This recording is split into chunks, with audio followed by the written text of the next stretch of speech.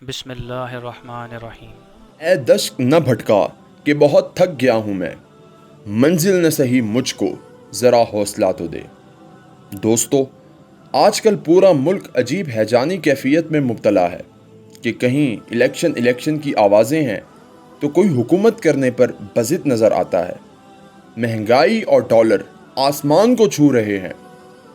ہمارے لیڈر اس فکر میں ہلکان ہو کر پرائیویٹ جہازوں اور لینڈ کروزروں میں پورے ملک میں گھوم رہے ہیں کہ 8 کروڑ سے زیادہ غربت کی سطح سے نیچے زندگی گزارنے والے لوگوں اور 22 کروڑ میں سے بیشتر مشکل زندگی گزارنے والے لوگوں کے حالات کیسے بدلنے ہیں۔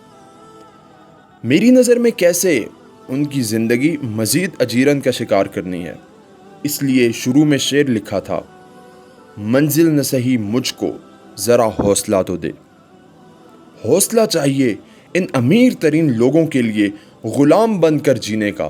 غلام ہی ہیں ہم، کیونکہ ہمارے آقاؤں نے اس نظام کو ایسے بنا رکھا ہے کہ اس کے لیے امیر ہونا پہلی شرط ہے۔ الیکشن لڑنے اور بھرپور طریقے سے لڑنے کے لیے 10 کروڑ سے زیادہ رقم چاہیے، اور غریبوں، نہ وہ تمہارے پاس آئے گی، اور جب آئے گی تو تم غریب نہیں رہو گے، اور جب غریب نہیں تو غریبوں کے در تک کیسے پہنچے گا ظرف تیرا، کہ آج تک چکی میں ہی پسے دیکھا ہے غریب اپنا۔ دوستو، جمہوریت کی بنیاد انگلینڈ میں ڈالی گئی، جہاں پہلے بادشاہی نظام تھا۔ پھر 1215 میں میگنا کارٹا کا ایک معاہدہ ہوتا ہے، جس کے تحت پہلی بار بادشاہ کے لامحدود اختیارات پر قدغن لگائی گئی۔ بادشاہ بھی اس پر دستخط کرنے کے لیے مجبور ہو گیا۔ پھر مختلف ادوار کے بعد بادشاہ کے اختیار کو مزید محدود کر دیا گیا، اور یوں یہ جمہوریت پہلے انگلینڈ اور پھر پوری دنیا پر مسلط کر دی گئی۔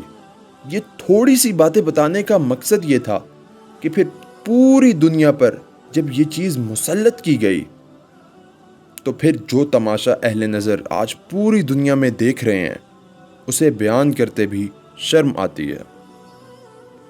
پوری دنیا کی دولت چند ہاتھوں تک محدود ہو گئی، ملکوں پر کرپٹ اشرافیہ کا قبضہ کرا دیا گیا، لوگ انصاف، غربت اور بیماری میں پس کر رہ گئے۔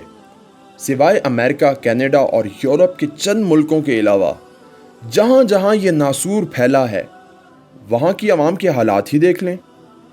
اور ہم میں اتنی بھی ہمت نہیں کہ ہم اپنے اسلامی ماڈل کو نہ صرف اپنا سکیں بلکہ دنیا کو عملاً کر کے دکھا سکیں کہ اگر پوری دنیا کے لوگ سکون سے زندگی گزار سکتے ہیں تو وہ صرف اسلامی نظام ہے۔ کہتے ہیں، نیند اور جہالت جتنی گہری ہوگی، جگانے والے پر اتنا ہی غصہ آئے گا۔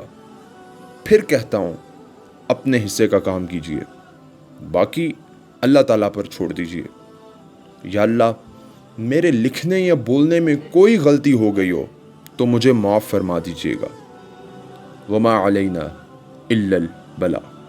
دوستو، اگر آپ کو یہ کانٹینٹ اچھا لگے تو ہمارے چینل کو ضرور لائک، سبسکرائب اور شیئر کیجیے گا، تاکہ ہم ایسی مزید ویڈیوز آپ کے لیے لا سکیں۔ شکریہ اور اللہ حافظ۔